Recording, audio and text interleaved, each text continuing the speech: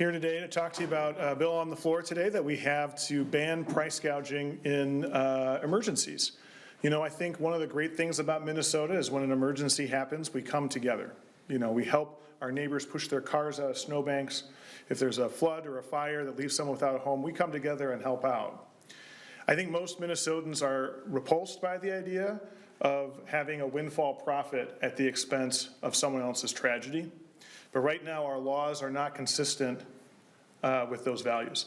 There's no protection in Minnesota under our existing law for someone who's going through that type of an emergency, and this bill changes that. It codifies the executive order that the governor put into place during the peacetime emergency during the pandemic that resulted in the Attorney General doing a number of investigations, 100 settlements out of court and 6 in court to bring justice and restitution to victims of price gouging during the pandemic.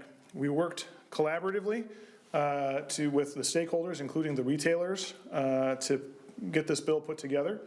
And I think it's a good compromise measure that provides protections for consumers as well as certainty for businesses so they know what the rules of the roads are. It's been a long time coming. The bill had bipartisan support last year. It'd be nice if it did again this year, and I'm hopeful it will soon be law.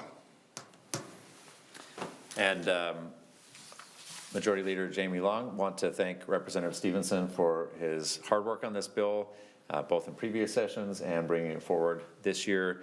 We know that Minnesotans need help affording their lives. That's been a theme that we've tried to push for in our work in this session, and this bill is a perfect example of how we're trying to help Minnesotans do better and try to protect them against those who might want to take advantage of them. When the pandemic was ongoing, we know that there were complaints pouring into the Attorney General's office to help them against price gouging on some of the necessities like butter and rice and bottled water and toilet paper. There was a report that the investigators from the Attorney General's office followed up on, where there was a 36-pack of toilet paper selling for $80. There was a can of Lysol priced at $11, and a refill of Purell soap that normally sells for $16 that was going for $42.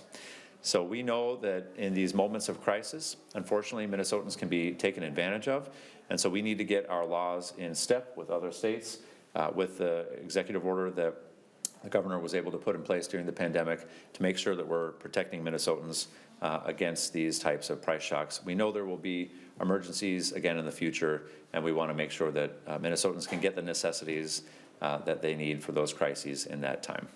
Also, just wanted to mention that today on the floor, we will be taking back up 2 concurrences from the Senate, our Driver's License for All bill and our Restore the Vote bill, as well as the Pathway Home Act, which we had a previous press conference on. And with that, we'll be happy to take any questions folks have. All right. Thank you all so much. Appreciate it.